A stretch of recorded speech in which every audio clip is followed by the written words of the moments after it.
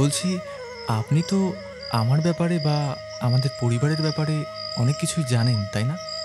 না, মানে অত কিছু তো আমি জানি না। আর তাছাড়া অধিক জেনে আমার কাজ কি? আমাকে বিয়ে করবেন তো? আহা, ওই জন্যই তো বলছি, কেন করব না বলো তো? আমার এই সময় তোমাকেই বেশি প্রয়োজন। এই রে, তুমি বলে ফেললাম। আর ডং করতে হবে না, তুমিটাই বেশি মানায় আপনার গলায়। এই ছাড় আমার ছোট মাকে। কি কি কি চাস তুই? হ্যাঁ, চাই চাই, আমি এই প্রাণ চাই। না না না না না, কিছুদিন পরেই নেব। কতকাল কতকাল পরে একটা শরীর পেয়েছি রে। একটু একটু খাবার চাই। দিবি দিবি খাবার? হ্যাঁ হ্যাঁ, দিবি দিবি।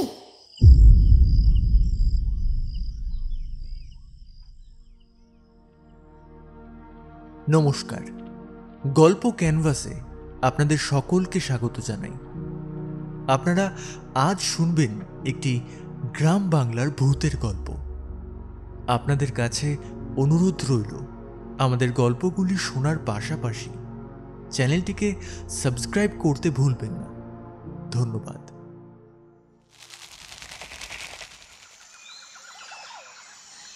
ও জেঠু, আরে ও পলাশ জেঠু, আহ, অত চিল্লাইতেছিস কেন রে হত ছাড়া? আরে এই যে এদিকে শোনোই না একটু। এসো এসো, একটু চা খেয়ে যাও। গোপালডাঙ্গা গ্রাম। গ্রামের ফচকা ছেলে ফটিকের চায়ের দোকানে বসে কৃষক আর রহিম চা খাচ্ছিল। বেশ দূর থেকে পলাশ জেঠুকে দেখে ওরা ডাক দিল। হেঁটে আসতেই জেঠু বলল, আরে তোদের দিকে তো আসছিলাম, তোদের চেঁচানিতে কানে পুরো তালা লেগে গেছে। দোকানের ভেতর থেকে হঠাৎ ফটিক বলে উঠল, তা জেঠু ঠিকঠাক দেখতে পাচ্ছ তো নাকি? কি সরি, ঠিকঠাক শুনতে পাচ্ছ তো নাকি? এই বলে সবাই হেসে ওঠে। বিকেলের পর থেকে বেশ ঝড় বৃষ্টি হচ্ছে, আর হবেই বা না কেন, আষাঢ়ের সময় এখন। প্রায় প্রত্যেক দিনই দুই একবার করে ঢালবে। আর এই ঝড় বাদলের দিনে গ্রামের চায়ের দোকানে আড্ডা জমে একমাত্র ভূতের গল্প হলে। ঠিক ওই জন্যই রহিম আর কৃষক পলাশ জেঠুকে এত করে ডাকছিল। এখন হাসি থামিয়ে হঠাৎ জেঠু ফটিককে বলল, একটা চপার দেবো পুরো হত ছাড়া সব। বড্ড ফাজিল হয়েছিস সব। দে দে একটা মোটা দেখে চম্পা বিড়ি দে দেখি, আর তিনটে চা দিস। পাশে এসে বসতেই রহিম বলে, কি গো জেঠু, আবার মেঘ করে এসেছে। ফটিকের হেরিকেনের আলো ধরাতে না ধরাতেই এক ভূতের গল্প শুরু করো না জেঠু। হ্যাঁ হ্যাঁ, সেটা তো জানা কথা। আপনাদের বায়না মেটাতে মেটাতেই আমার এই জীবন শেষ হবে। নিজেরা একটা ভূতের জাত, নিজেদের দেখাবে। কৃষক চায়ে চুমুক দিয়ে বলে, গোপালডাঙ্গা গ্রামের ওই যে সেন বাড়ি ছিল, ওই তো ওই উত্তরে ভিটে, লোকে যেটাকে এখন সরকারি জমি বলে, ওটার কথাই বলছি। হ্যাঁ, তাই কি? সেসব তো এখন আর কিছুই নেই, তবে এই কদিন আগে আমি ওদিক পান থেকে হেঁটে আসছিলাম, বুঝলে? তা লোকমুখে গুঞ্জন শুনলাম সব ভুতুরে ব্যাপার স্যাপার। ওখানে তো বড় প্রাসাদ ছিল, এখন শুধুই ধ্বংসাবশেষ ছাড়া কিছু নেই। হ্যাঁ, তবে রহিম খুব কৌতূহলের বশে বলে, তবে কি জেঠু, কোনো গল্প আছে নাকি? আসলে রহিম ওদের বয়সী নয়। কৃষক আর পলাশ জেঠুর মিল থাকলেও রহিম হলো ওদের হাঁটুর বয়সী। এর মধ্যে মেঘ ডাকাও শুরু করেছে। চায়ের কাপটা তুলে নিয়ে নাক দিয়ে বিড়ির ধোঁয়া ছাড়ল জেঠু। বৃষ্টির ছিটের সাথে মিশে গিয়ে একটা কুণ্ডুলি পাকিয়ে গেল। হঠাৎ জেঠু বলে উঠল, সে বহু আগের কথা রে। গোপালডাঙ্গায় তখন এত লোক, এত ভিড় ভাটকা ছিল না রে। পশ্চিমবঙ্গের এক প্রত্যন্ত গ্রাম ছিল এটা। তেমন মানুষজনও আসতো না, কারণ মফস্বল থেকে ছিল অনেকটা দূরে। চারিদিকে শুধু ধান ক্ষেত আর জঙ্গল, আর মাঠের পর মাঠ শুধু সবুজ আর সবুজ। ওই যে উত্তরে জায়গা যেটা বললি তুই, ওখানে ছিল সেন বংশের বাস। ওই গোটা জায়গা জুড়ে ছিল ওদের লোকজন, আত্মীয় স্বজন। প্রভাত রঞ্জন সেন, মনির রঞ্জন সেন, তারপর এলো রজত সেন। ওনাকে আমি শেষ দেখেছি। ওনাদের সময় উনি ছিল সব থেকে জ্যেষ্ঠ। অনেক ছোট ছিলাম তখন। তবে সেই সময় জেনেছিলাম যে এই সেন বাড়িকে ঘিরে বহুদিন ধরে একটা ভয়ানক কাহিনী লুকিয়ে আছে। লোকজন বলতো সেন বাড়িতে কোনো কনের পা টেকে না, অর্থাৎ নতুন বউ যতবারই এই বাড়িতে বিয়ে হয়েছে ততবারই অদ্ভুতভাবে কনে মারা গেছে। ওই জন্য রজত সেনের পত্নী বিমলা বিয়ের রাতে নাকি মারা গিয়েছিল। গ্রামের কাছে বলেছিল নাকি কেউটে সাপের কামড়ে মারা গেছে, কিন্তু সত্যটা জানতে পারলাম কিছু বছর পর। তখনকার দিনেও নাকি ওই বাড়ির পাশ দিয়ে কেউ গেলে বা তাকালে রাতে গ্রামবাসীরা শুনতে পেত সাদা শাড়ি পরা এক নারী কাঁদছে। দেখতে পেত কখনো কখনো চুল নাকি বাতাসে উঠছে, বা কোনো শরীরের ছায়া। এছাড়াও নূপুরের ধ্বনি। সে নাকি প্রতিশোধ চাইতো। গ্রামের বয়স্করা বলতো এ হলো প্রেতিনী বউ, যাকে সেনবাড়ির পূর্বপুরুষেরা অন্যায়ভাবে মেরেছিল। আর তার অভিশাপ আজও ওই বাড়ির উপর রয়ে গেছে তার প্রেতাত্মার রূপ হিসেবে। তার কথা ছিল যে এই বাড়িতে কখনো কোনোদিন বিয়ে হলে কোনো নতুন বউ সংসার তো দূরের কথা, প্রাণে বাঁচতে দেবে না। হঠাৎই জেঠু একটু কেশে উঠল খুব খুব করে। দে দে দে একটু জল দে তো। পলাশ জেঠু জল খেলো হালকা। গামছা দিয়ে মুখটুক মুছে নিয়ে বাঁশের চটার বেঞ্চিতে বেশ বাবু হয়ে বসেছে সবে। এর মধ্যেই আধার ঘনিয়ে এসেছে, আর এই আধারে ভূতের আড্ডা জমাতে ফটিক জ্বালিয়ে দিয়েছে তার দোকানের দুটো বড় বড় হেরিকেন, সাথে মুড়ি চানাচুর মাখছে। ওটা ওর রেগুলার অভ্যাস। যেদিন যেদিন ভুতুড়ে গল্প চলে ওই আর কি। না মানে এর আগেও তো পলাশ জেঠু অনেক গল্প সল্প করেছে এখানে বসে। মুড়ির গামলাটা নিয়ে রে হত ছাড়া, সে গো মুড়ের 108 করে ছাড়লো বানা। সবাই হেসে ওঠে জেঠুর কথা শুনে। তাড়াহুড়োয় মেখে এনেছে। এখন দোকানদার ফটিকও তাদের দলে যোগ দিল। পলাশ জেঠু আবারও বলতে শুরু করলো, আমার তখন কিশোরী বয়স, 18-19 এমন হবে ওই আর কি। অরিন্দম সেনই ছিল এই পুরনো সেন বাড়ির বর্তমান উত্তরসূরি। বয়স 25-26 হবে। বিদেশে পড়াশুনো করছিল। শোনা যায় আমেরিকার একটা ইউনিভার্সিটি থেকে সে পড়াশুনো শেষ করে এখানে এসেছিল। Your passport, please. Oh, sure. Take it. Okay.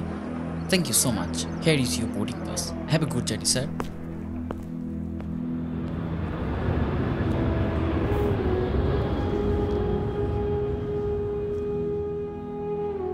Taxi, taxi. আগে বলুন স্যার, কোথায় যাবেন? গোপালডাঙ্গা যাবে? একটু দূর আছে কিন্তু। গোপালডাঙ্গা? সে তো অনেক দূর বাবু, ভাড়া কিন্তু বেশি লাগবে মিটার ছাড়া, এই আগেই বলে দিলুম। যাবেন? আচ্ছা, ভাড়া নিয়ে ভেবো না তুমি, চটপট চলো তো। ওই ট্রলিগুলো একটু তুলে দিও প্লিজ।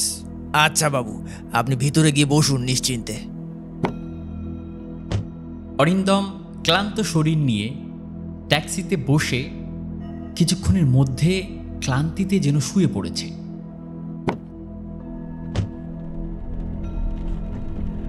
বলছি বাবু, অনেক দিন যাওয়া হয় না তো ওইদিকে, একটু বাতলে দিলে ভালো হতো। রাস্তা বোঝাতে লাগলো অরিন্দম। ওরই মধ্যে এতটা পথের যাত্রায় সে ঘুমিয়েও নিয়েছে একবার। হঠাৎ চোখ খুলতেই দেখে অন্ধকার। ড্রাইভারকে জিজ্ঞেস করে, কি হলো দাদা, কত দূর? এই তো বাবু, এসে গেছি প্রায়। এখনো 4-5 ক্রোশ পথ বাকি। আপনি ঘুমিয়ে পড়েছিলেন তাই আর ডাকিনি, বুঝলেন। হ্যাঁ, তা বেশ করেছো। বলছি, খাওয়া দাওয়া কিছু করেছিলে নাকি? অনেকটা পথ তো হলো। হ্যাঁ বাবু, ওই তখন। আচ্ছা বাবু, একটা কথা বলি, যদি কিছু মনে না করেন। হ্যাঁ, মনে করার কি আছে, নির্দ্বিধায় বলতে পারো। মানে আপনাকে দেখে তো বড় ঘরেরই লোক বলে মনে হচ্ছে। বিদেশ থেকে ফিরছেন বুঝি? তা আমার জানা মতে ওই গাঁয়ে তো একমাত্র সেনবাড়ির সাহেবরা ছাড়া আর কারোর বিদেশে থাকার মতো ক্ষমতা নেই। তা আপনি কি মানে ওখানেই যাবেন নাকি? আমি অরিন্দম সেন। আচ্ছা, তা আগে বলবেন না? মানে আমি ভাবছিলাম তাই যে আপনি কেউ না কেউ হবেন। লোক মুখে শুনেছি বাবু অনেক কথা, সাবধানে থাকবেন বুঝলেন। না মানে ইতিহাস আছে আপনাদের বাড়ির একটা, জানেনই তো। সে টুকটাক জানি বই কি। যাই হোক, তবে আমার নেহাত গল্প লাগে। আমি যখন আমেরিকায় ছিলাম, মা মারা গেছিল। আমার সৌভাগ্য হয়নি দেখার। সবাই অন্য কথা বললেও আমি জানতাম মায়ের অসুখ ছিল। ছোট ছিলাম, ডাক্তারি পড়ে দেশে ফিরছি, ইচ্ছে আছে কিছু করার, হয়তো মায়েরই স্মৃতিতে। হঠাৎ এক জায়গায় গাড়ি থামায় ড্রাইভার। বাবু দেখুন তো সঠিক জায়গায় এসেছি কিনা। সে আর বলতে, একদম সঠিক জায়গায় এনেছো। যদিও কত পুরনো লাগছে চারিপাশ, তাও এ ভোলার নয়। দূরে একটা মাঠের পাশে কিছু পুরনো ঘর আছে, আর একদম উত্তরে চওড়া রাস্তায় ওদের মূল প্রাসাদ। আশেপাশের বাড়িগুলো যদিও বন্ধ এখন, আগে সেখানে তাদের বংশ বা পূর্বপুরুষেরা থাকত। অরিন্দম অনেক আগে তার ফোন থেকে টেলিফোন করেছিল ওদের বাড়ির চাকরকে। মনোহর কাকা আসছে। গাড়ি থেকে ব্যাগপত্র নামিয়ে দিল ড্রাইভার। এরই মধ্যে দূরে দেখা যাচ্ছে মনোহর কাকাও এসে পড়েছে। ছোট বাবা, এসেছো? কত বড় হয়ে গেছো। কেমন আছো কাকা? ভালো ভালো। তুমি কেমন আছো বাবা? আহা থাক থাক, পেন নাম করতে হবে না, সবাই অপেক্ষা করছে।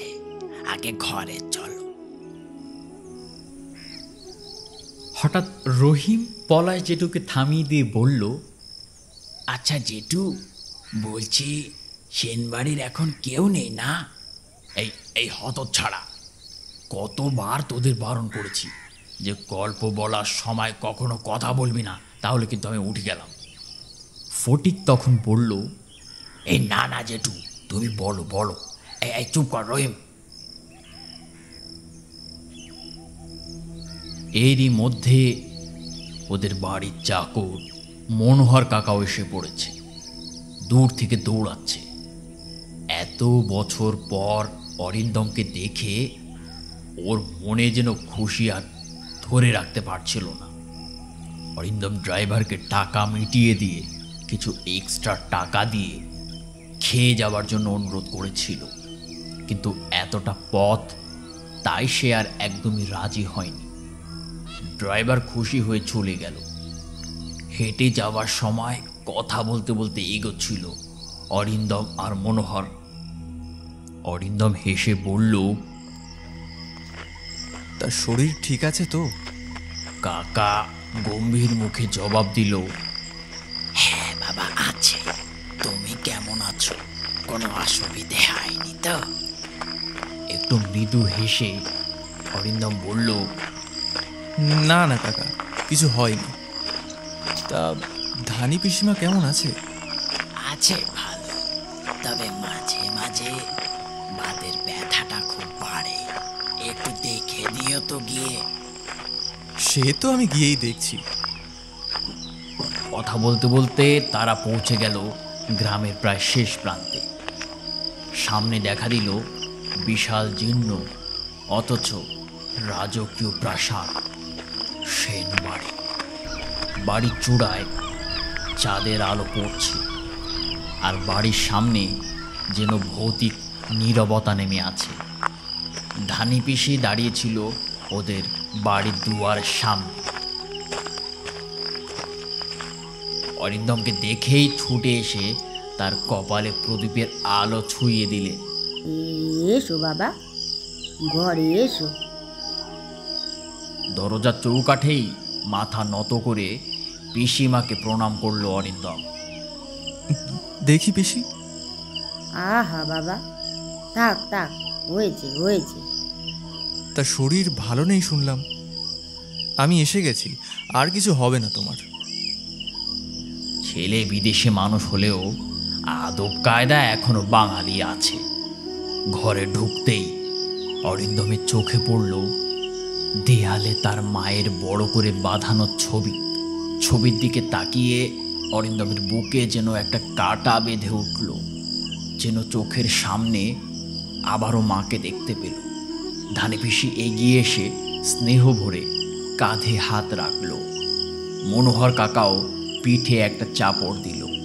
দুজনেই যেন মা আর বাবার জায়গাটা পূরণ করার চেষ্টা করছিল। ক্লান্ত অরিন্দম হাত মুখ ধুয়ে এসে বসতেই ধানি পিসি হাসি মুখে বলল, আয় খেতে আয়। কত বছর পর আসলি রে দেশে।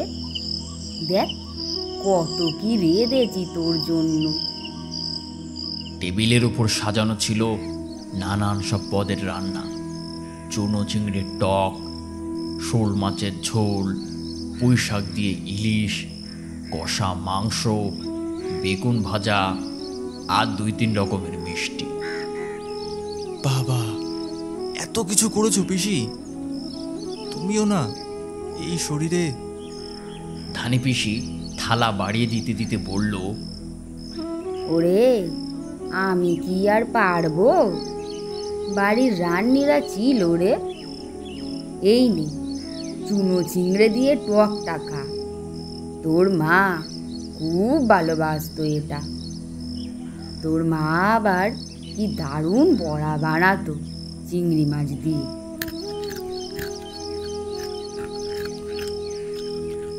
খাবার মুখে দিতেই অরিন্দম যেন একরাশ স্মৃতিতে ভেসে গেল। টেবিল ভরে উঠল খাওয়া দাওয়া আর গল্প গুজবে। বাহ, রান্নাটা খুবই ভালো হয়েছে। মনোহর ওদের বাড়ির চাকর বাকর হলেও থাকতো একদম নিজের মতো। এছাড়া সকলেও তাকে খুব আপন করত। হঠাৎ মনোহর কাকা গম্ভীর স্বরে বলল, এইবার এখানে বিয়ে শাদি করে নাও গো ছোট বাবু। এই বাড়ির দায়িত্ব নিজের হাতে নিতে হবে যে।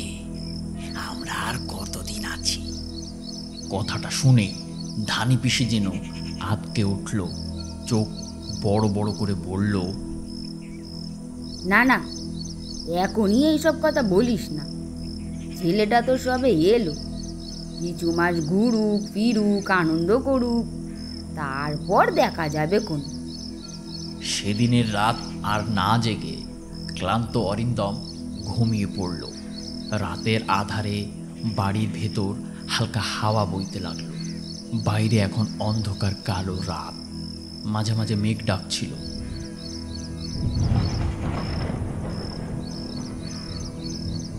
সেনবাড়ি যেন নীরবে তাকিয়েছিল, যেন আবার কোনো অনিবার্য অশুভ ঘটনার অপেক্ষায়।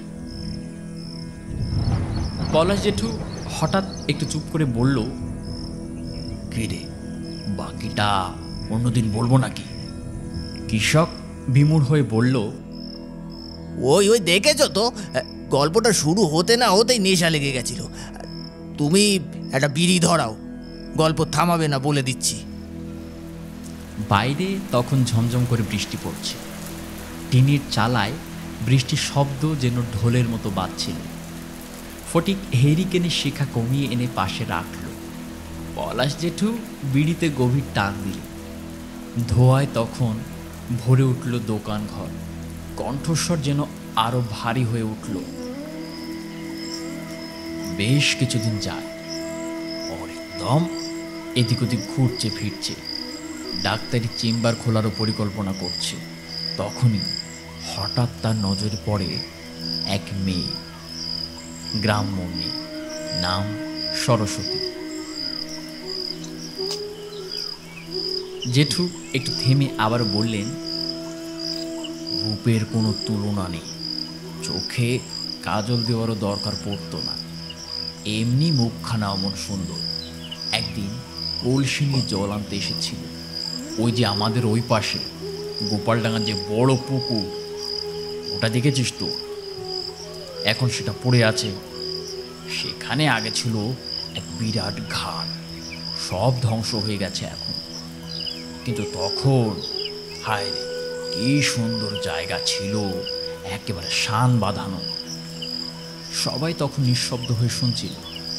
হালকা হাওয়ায় হেরিকেনের আলো দুলে দুলে উঠছিল, আর বৃষ্টির শব্দের সাথে পলাশ জেঠুর কণ্ঠ যেন এক অদ্ভুত ভয়ের আবহ তৈরি করছিল। খুব অল্প দিনের আলাপে তারা একে অপরকে ভালোবেসে ফেলে। মাঝে মাঝে অরিন্দম লুকিয়ে লুকিয়ে সরস্বতীর সাথে দেখা করতে যেত পুকুর পাড়ে। বলছি, আপনি তো আমার ব্যাপারে বা আমাদের পরিবারের ব্যাপারে অনেক কিছুই জানেন, তাই না? না, মানে অত কিছু তো আমি জানি না। আর তাছাড়া অধিক জেনে আমার কাজ কি? আমাকে বিয়ে করবেন তো? আহা, ওই জন্যই তো বলছি, কেন করব না বলো তো? আমার এই সময় তোমাকেই বেশি প্রয়োজন। এই রে, তুমি বলে ফেললাম। আর ডং করতে হবে না, তুমিটাই বেশি মানায় আপনার গলায়। এই বলে দুজন হেসে উঠল। অরিন্দম সরস্বতীর পরিবারের সাথে কথা বলে খুব অল্প দিনেই বিয়ে করে ফেলে ওকে। বিয়ের দিন পাড়ার অনেকে বলেছিল, অরিন্দম বাবু এই বাড়িতে বিয়ে করবেন না, বউ টিকবে না। কিন্তু অরিন্দম হেসে উড়িয়ে দিয়েছিল। সবই তার কম বেশি জানা ছিল, কিন্তু তার কাছে এগুলো লাগতো কুসংস্কার। এসব ভূত প্রেত বলে কিছু নেই এখন আর। এই বিয়েতে অবশ্যই ধানি পিসিরও তেমন মত ছিল না, কারণ পিসি আগে থেকেই প্রায় সব জানতো। এমনকি বিয়ের রাতেও শেষ মুহূর্তে অরিন্দমকে আলাদা ডেকে নিল ধানি পিসি। বয়সে সেই এখন সেন বাড়ির সবচেয়ে পুরনো মানুষ। অরিন্দমকে স্নেহ ভরে কিন্তু শঙ্কিত চোখে তাকিয়ে বলল,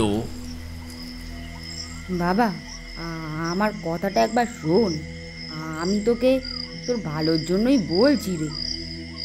অরিন্দম তখন এক প্রকার আনন্দ মুহূর্তের পরিবেশে হেসে না শুনতেও শুনে বলল, আহ পিসি, এমন একটা দিনে তুমি আনন্দ করবে কোথায় তা না, উল্টে এসব ভাবছো। মনোহর পাশে দাঁড়িয়ে সায় দিতে যাচ্ছিল। হ্যাঁ, আপনিও না? ধানি পিসি হঠাৎ রেগে উঠে বলল, তুমি চুপ করো। তুমি জানো কি এই বাড়ির ইতিহাস সম্বন্ধে? বাবা, তোর পূর্বপুরুষদের অভিশাপ আছে এই বাড়িতে। কোনো কোনো নতুন বউ এই বাড়িতে বেঁচে থাকতে পারে না। তুই তুই কটা দিন পর বিয়ে কর, অথবা এখান থেকে দূরে গিয়ে সংসার কর। চাইলে এই বাড়িটা বেচে দে, কিন্তু এমন ভুল আমি আর দেখতে চাই না। অরিন্দম মুখ শক্ত করে উত্তর দিল, কি হচ্ছে কি পিসি? এত বড় বাড়ি, তোমার আমার পৈতৃক ভিটে, ওটা বেচে দেব? না না পিসি, এবার তুমি বাড়াবাড়ি করছো। আমি আর এসব শুনতে চাই না। যা হবার হবে। তাছাড়া যদি কিছু ঘটে আমি সামলাবো। দিন বদলেছে, ওসব পুরনো গল্প কথা, ওসব নিয়ে তুমি ভয় পেও না। এই বলে সে মনোহরকে নিয়ে চলে গেল বিয়ের আসরে। কিছুক্ষণ পর সেনবাড়ির প্রাচীন আঙিনা ভরে উঠল বিয়ের সানায় সুরে। কত বছর পর আবার হয়ে উঠল চিৎকার, বাজি ফাটানোয় আকাশ বাতাস কেঁপে উঠল, আনন্দে মেতে উঠল সবাই। কিন্তু ভিড়ের বাইরে এক কোণে দাঁড়িয়ে ধানি পিসির বুক কেঁপে উঠছিল, তার চোখে জল, ঠোঁট কাঁপছিল এই ভেবে যে এবারও কি তবে সেই অভিশাপ নামবে। সবাই আনন্দ করে বলছে,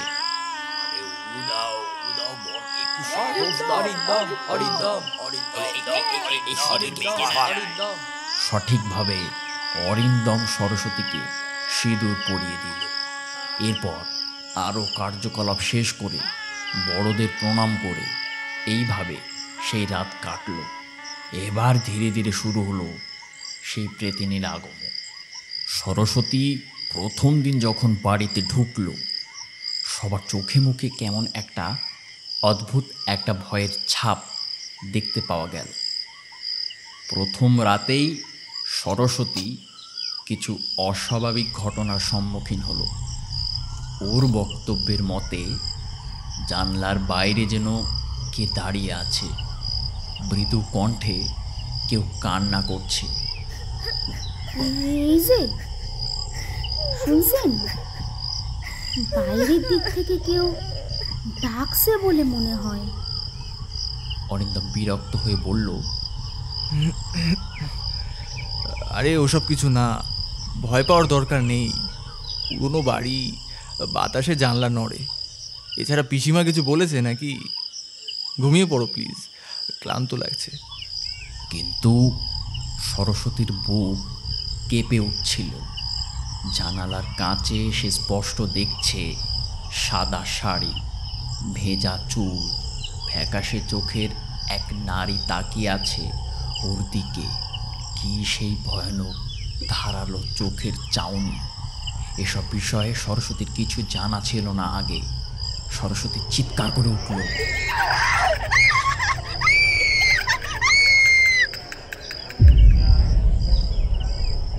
ছোট বাবা, কি দরজা কি খোলো হয়েছে ছোট বাবা। তোমাদের? কি হলো? দরজা খোল রে বাবা, কোনো বিপদ ও ঘটলো বউ, নাকি? দরজা ছোট খোলো রে। বাবা, আলো জ্বালাতেই কাউকে আর দেখা গেল না। অরিন্দম সহ সবাই জেগে গিয়ে উঠে আসে। দরজা খুলতেই ধানি পিসি এসে বলে, কি হয়েছে বউ? তোকে দেখে ভীত লাগছে কেন? বোধহয় স্বপ্ন টপ্ন দেখেছে। তোমরা এখন যাও তো দেখি। এই খবর এখন সরস্বতীদের বাড়ির লোকের কান হয়ে ছড়িয়ে পড়ল গোটা গ্রামে। পরের দিন সকালে স্কুলের মাস্টার রাজেন গ্রামের লোকজনকে বলতে শুনল, সেন বাড়িতে আবার সেই কান্না শব্দ শোনা গেছে। নতুন বউ নাকি প্রেতিনী বউকে দেখেছে। রাজেন মাস্টার শিক্ষিত মানুষ, ভূত প্রেতে বিশ্বাস করে না, কিন্তু গ্রামের ভয় তাকে কেমন যেন অস্বস্তি করে ফেলল। ধানি পিসিমা এক রাতে সরস্বতীর সঙ্গে কথা বলল। শোনো মা, তুমি যা দেখেছো তা মিথ্যে নয়। এই বাড়িতে বহুদিন আগে এক ভয়ানক ঘটনা ঘটেছিল। তার চোখের কানিতে কিছু জল জমে ভিজে উঠল। অরিন্দমের অনেক আগের বংশ হরিমোহন সেন জোর করে এক দরিদ্র পরিবারের মেয়েকে বিয়ে করে এনেছিল। মেয়েটি তাকে ভালোবাসতো না, প্রতিদিন নির্যাতন সহ্য করত। শেষমেশ এক রাতে মেয়েটাকে মেরে ফেলা হয়। তখন থেকেই তার আত্মা এ বাড়িতে ঘুরে বেড়াচ্ছে। ওই প্রেতিনী বউ, সে বাকি সমস্ত বউদেরও খেয়েছে রে। আমি তোকে অপছন্দ করি সেটা নয় রে পাগলি, আমি তো তোদের সুখই চাই। সরস্বতী কেঁপে উঠল তখন। তাহলে আমি আমি কি বাঁচবো না পিসিমা? আমার সাথেও কি একই জিনিস ঘটবে? ধানি পিসিমা গম্ভীর স্বরে বলল, আমি জানি না মা। এই নে এই বীজ মন্ত্র, এটা পড়বি। কিন্তু রোগকে কেউ এখনো তাকে মুক্তি দিতে পারেনি। দেখ তোর স্বামী কি করে। আমি তোকে নিয়ে চলে যেতে বলেছিলাম, আজ আরও ওর সব। আমি কে বলার? এই বলে পিসিমা দুঃখ পেয়ে চলে গেল। দিন গড়ালো। প্রতি রাতেই ভয়ঙ্কর কিছু ঘটতে লাগলো। প্রদীপ নিজের থেকেই নিভে যাওয়া, দরজা আপনা আপনি খোলা বন্ধ হয়ে যাওয়া ইত্যাদি। কোনো এক রাতে সরস্বতীর গলায় একটা ভয়ানক হাতের দাগ দেখা যায়, যেন কেউ শ্বাসরোধ করতে চাইছিল। সরস্বতী চেয়ারে বসে আছে। হঠাৎ তার ঘরের আয়নার সামনে কালো ধোয়া হয়ে গেল। দরজা আপনা আপনি বন্ধ হয়ে গেল। সরস্বতী বিকট জোরে জোরে হাসছে, কাঁদছে, বিদঘুটে বানা করছে। এক সময় চেয়ার থেকে তাকে শূন্যে ভাসিয়ে নিল। আর এক ভয়ানক স্বরে মাঝে মাঝে কেবল বলছে, কাউকে না, কাউকে না। এই বাড়িতে আমি ছাড়া আর কোন নতুন বউকে সুখে থাকতে দেব না। মনোহর আর অরিন্দম এসব দরজার ওপাশ থেকে শুনছিল। সরস্বতী এখন নিজের মধ্যেই নেই। তার গোটা শরীর এখন সেই প্রেতিনী বউয়ের কবলে। দরজা ধাক্কাতেই যেন নিজের ইচ্ছে দরজা খুলে গেল। নিজের চোখের সামনে অরিন্দম এরূপ দৃশ্য দেখে যেন থমকে যায়। ভয় এবং বিনয়ের সুরে অরিন্দম চেঁচিয়ে বলল, এ কি এ কি এ কি রূপ দেখছি আমি আমার সরস্বতীর? পিসিমা, পিসিমা, কাকা, তোমরা কিছু করো। এটা আমি কি দেখছি? আমি এরমভাবে ওকে দেখতে পারবো না কাকা, কিছু একটা করো তোমরা। ঘরের এক কোনায় ভাসানো সরস্বতী। দেখে বোঝা যাচ্ছে মেয়েটা কি যন্ত্রণায় আছে। চুল উঠছে ঝড়ের মতো, জিভ লম্বা করে দোলাচ্ছে, যেন ছিঁড়ে বেরিয়ে আসছে। চোখের মণি পুরো সাদা, আর আগুনের শিখা বারবার লাফাচ্ছে। গোটা ঘরে বিকট একটা আতরের জোরালো গন্ধ, যেন অনেক পুরনো আমলের। মনোহর সাহস নিয়ে বলল, এই ছাড় আমার ছোট মাকে। কি চাস তুই? হ্যাঁ। ওই প্রেতিনী বউ ফ্যাল ফ্যাল করে হেসে বলল,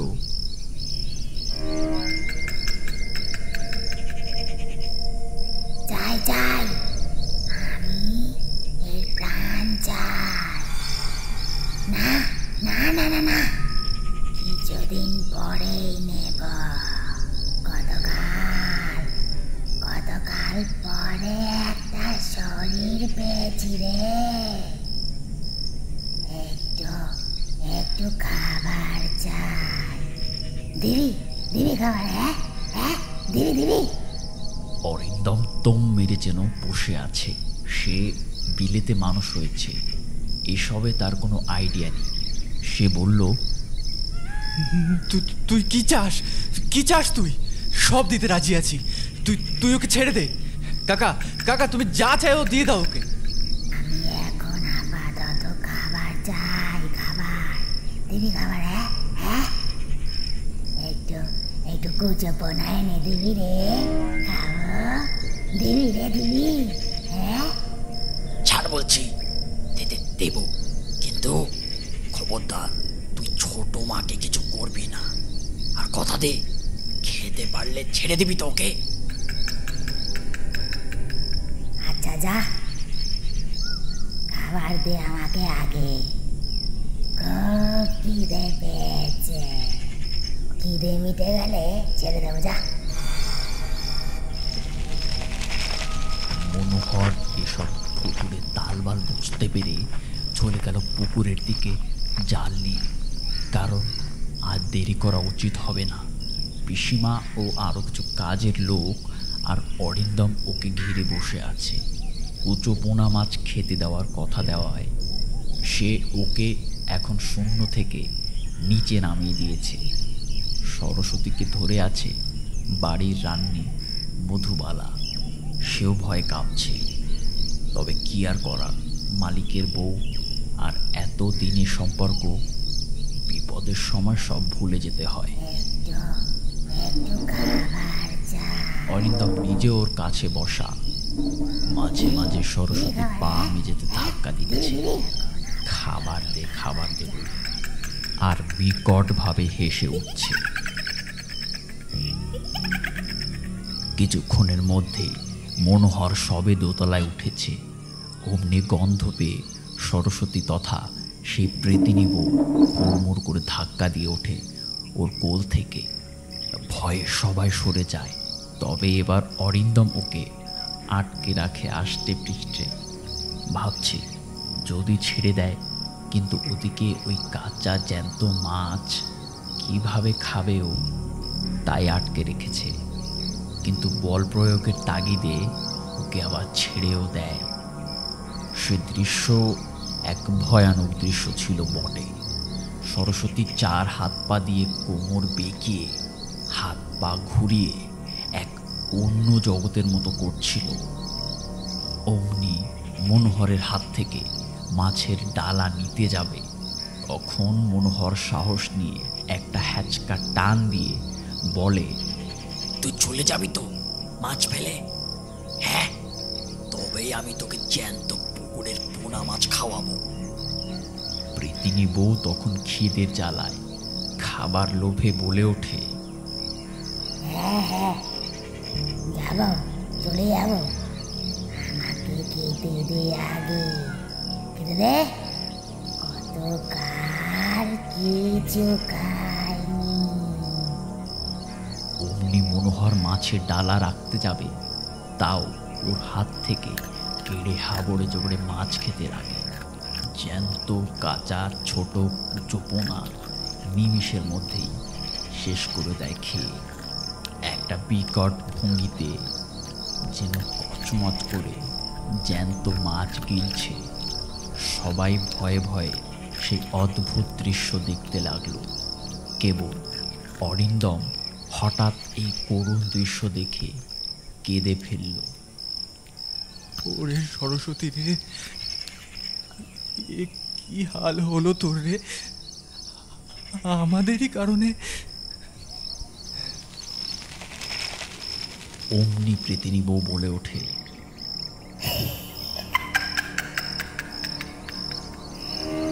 সবই সবই তোদের পাপের ফল।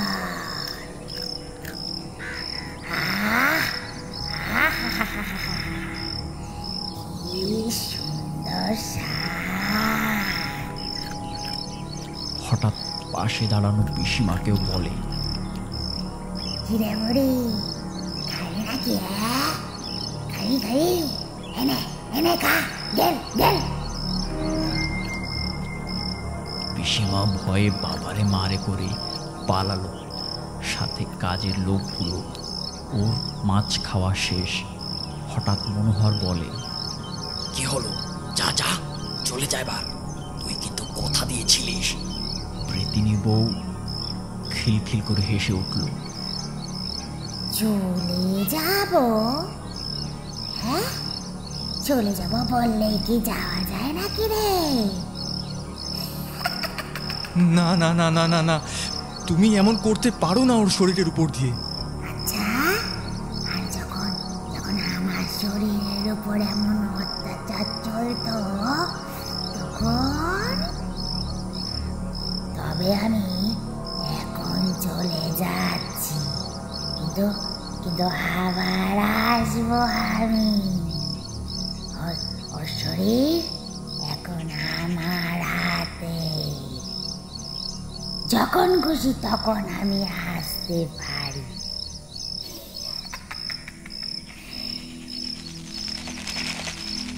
নিমেষে সেই গন্ধ যেন ঘর থেকে চলে গেছে। একটু শান্তি লাগছে এখন। চারিপাশটায় যেন এক ফালি আলো ফুটে উঠেছে। সরস্বতীকে নিয়ে আলাদা অন্য একটা ঘরে চলে আসে, আর সবাই পাহারা দিচ্ছে। প্রথমে সরস্বতীকে গঙ্গা জল দিয়ে স্নান করিয়ে দিয়ে গা হাত মুখ পরিষ্কার করিয়ে খাটে শুইয়ে দেওয়া হয়েছে। ও তেমন কথা বলতেও পারছে না। মাঝে মাঝে যেন মনে হচ্ছে ভুল বকছে। ওরা বুঝতেই পারছে না যে সেই প্রেতিনী বউ কি আদেও ছেড়ে গেছে নাকি আছে। ওই জন্য ভয়ে তারা তার আশেপাশে বেশি থাকছেও না। ওই রাতে সবাই কম বেশি সরস্বতীর কাছে কাছে ছিল। মনোহর বেরিয়েছিল মহান থেকে মহান তান্ত্রিকের খোঁজে, সব থেকে পণ্ডিত যে।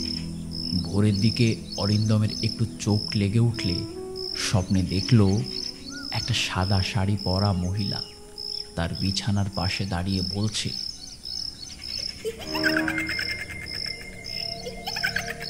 ছাড়বো না, ছাড়বো না আমি এবার, আমি কাউকে ছাড়বো না, শাস্তি পেতেই হবে, পেতেই হবে।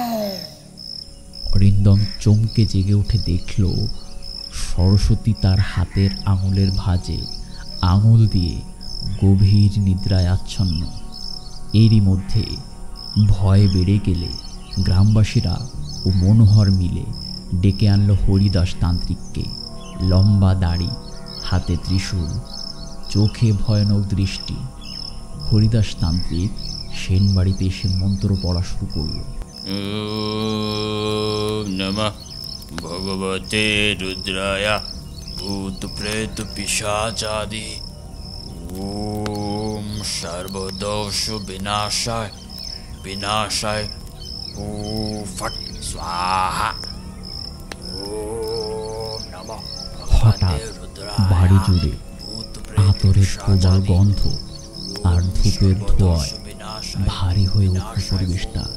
প্রদীপগুলো একে একে নিভে যেতে থাকলো। ঘরের ভেতরে হাড় হিম করা চিৎকার। কিন্তু কিন্তু সরস্বতী তো অরিন্দমের কাছে। কোন তান্ত্রিক আমার অভিশাপ ভাঙতে পারবে না। আমাকে আমাকে কিচ্ছু করতে পারবে না, কিচ্ছু না। আমাকে বেঁধে রাখলেও আমি বারে বারে ফিরে আসবো। রুদ্রায় ভূত প্রেত পিশাচাদি ওম সর্বদোষ বিনাশায় বিনাশায়। পরক্ষণেই হরিদাসকে সবাই দেখল মাটিতে ছটফট করছে। খুব খুব ভয়ানক পেতনি। অনেক বছর ধরে এর আত্মা মুক্তি পায়নি, তাই এ যা চায় তাই করে ছাড়বে। মরে গেলাম রে বাবা, মরে গেলাম রে। বুক ফেটে রক্ত বেরোচ্ছে, যেন অদৃশ্য কোনো শক্তি তাকে ছিঁড়ে ফেলছে। মুহূর্তের মধ্যে তার দেহ নিথর হয়ে গেল। গ্রাম জুড়ে এবার হাহাকার উঠল। প্রেতিনী বউ রেগে গেছে। এখন ওর ধারে কাছে বা সেনবাড়ির কাছেই মানুষ যেতেই ভয় পাচ্ছে। এইভাবে দিন যায়, দিন আসে, রাতের পর রাত কাটে। সরস্বতীর দেহে ওইভাবে আত্মা ভর করে, আবার চলে যায় বা কখনো। কোনো জল পড়া, ঝাড়ানো, হলুদ লঙ্কা পোড়া কিছুতেই কাজ করে না। রাতের পর রাত জাগা হয় ওকে নিয়ে। এমন সময় অরিন্দম পিসির কাছে সমস্ত পুরনো দিনের গল্প শুনে অরিন্দম বুঝল শুধু ভয় পেয়ে লাভ নেই, সরস্বতীকে বাঁচাতেই হবে। তাকে নিজেকেই অতীতের অপরাধের শাস্তি মেনে নিতে হবে, কিন্তু অন্যভাবে। সাদা শাড়ি পরা সেই নারী দেখা দিল অন্ধকার একটা ঘরে। তার চোখ দুটো আগুনের মতো লাল, গলা থেকে বেরোচ্ছে কর্কশ আওয়াজ আর বিদঘুটে হাসি। তার আশেপাশে যেন এক জোরালো পুরনো দিনের দামি আতরের গন্ধ বেরোচ্ছে। রক্তের ঋণ রক্ত দিয়েই শোধ হবে। নিজেকে শেষ করে দে। রক্ত চাই, রক্ত, রক্ত, সেন বাড়ির রক্ত। অরিন্দম কিছু না ভেবে সরস্বতীর দিকে তাকিয়ে মনে মনে বলে, আজ আমাদের জন্য কেন একটা অবলা মেয়ে কষ্ট পাবে? চাই না এ শরীর, চাই না এমন জীবন। তাছাড়া আমার আছেই বা কে? না না না, আপনি আপনি এমন কিছুটি করবেন না। সেই প্রেতিনী হেসে চলেছে আর বলছে, শেষ করে দে, দে দে, শেষ করে দে নিজেকে। নিজের রক্ত দিয়ে আমায় মুক্তি দে। তোর পূর্বপুরুষের পাপ মোচন কর তো।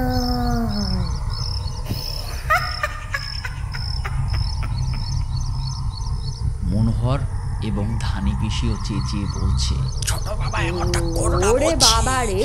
মায়াবী রাক্ষসে কিন্তু। সরস্বতী কাঁদতে লাগলো আর চিৎকার করতে লাগলো তার স্বামীর জন্য। না, আপনি আপনি ওর কথা শুনবেন না। কিন্তু অরিন্দম কারোর কথা তখন শুনতেই পাচ্ছে না। হঠাৎ পাশে থাকা একটা লোহার ধাতব জিনিস তুলে নিয়ে নিজের বুকে ঢুকিয়ে চিরে দিল। কলকলিয়ে রক্ত ঝরতে লাগলো মেঝেতে। প্রেতিনী সেই রক্তের উপর ঝুঁকে গিয়ে হঠাৎ থমকে দাঁড়ালো। তার ভৌতিক মুখের জায়গায় যেন এক দুঃখী মেয়ের মুখ ফুটে উঠল আর হাওয়া করে কাঁদছে। আর নিমেষেই সে হাওয়ার মতো মিলিয়ে গেল।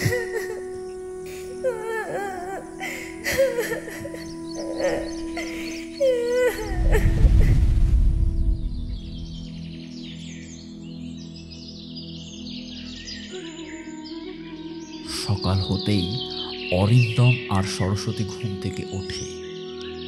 এমন মনে হলো যেন তারা কিছুই জানে না।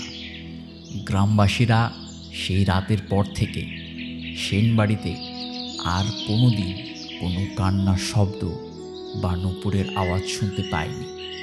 প্রেতিনী বউ যেন অবশেষে মুক্তি পেয়েছে।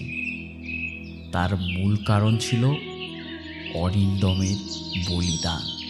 ভালোবাসার কাছে নিজেকেও ত্যাগ করতে সে রাজি ছিল। ওই জন্যই হয়তো প্রেতিনী বউ মুক্তি পেয়েছে। সেন বাড়ির কিছু কিছু কক্ষ আজও ভালোভাবে বানানো আছে বা এখনো খসে পড়েনি। ওদের গত হওয়ার পর কেউ সেখানে আর থাকতে বা কেনা বেচা করতেও পারেনি। সেখানে কেউ থাকতে সাহসও পেত না। যতই হোক দীর্ঘ ইতিহাস আছে বলে কথা, তাই অবশেষে সরকারের আন্ডারে চলে গেছে।